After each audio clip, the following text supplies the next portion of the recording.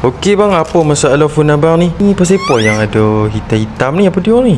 Tak lah, macam ni telefon saya masuk ayak. Okey, ayak apa tu? Saya duduk tengah berak, main telefon lah. Okey. Telefon saya jatuh. Jatuh dalam jamban ke? Lepas tu saya ambil lah bola beras. Mereka kata kalau kata telefon masuk ayak, telefon serobot dalam beras, saya bubuh lah. So yang saya pegang ni, yang penuh ayak ni ayak jamban lah ni?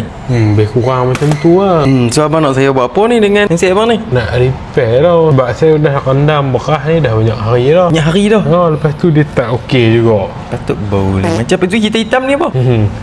Tu saya tak tahu, saya ambil dah memang macam tu lah. Bang, abang ni tak basuh dulu ke? Lepas saya nak basuh, dah kena ayak dah, saya bubuh dalam beras lah. Hitam-hitam tu, dia bau dia pelik sikit lah. Saya tak tahu, saya tak pasti kenapa. So ni abang nak kami cuci handset abang ni? Saya nak repair, cuci ke apa lah. Boleh je tapi ambil masa sikit lah. Siapa ambil masa hari?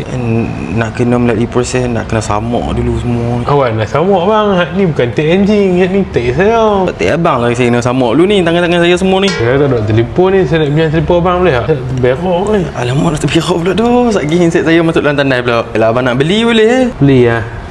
Ada promo. Ada. Merdeka ni ada. Betul Merdeka. Tak apa, saya tinggal dulu. Nanti time promo saya main beli pula. Lepas tu nak guna handset apa ni? Tak apa, saya tak yang main telefon lagi ya. Saya nak. Okey, pi. Satgi saya jenuh nak lak. Okey abang pi. Okey bang. Abang.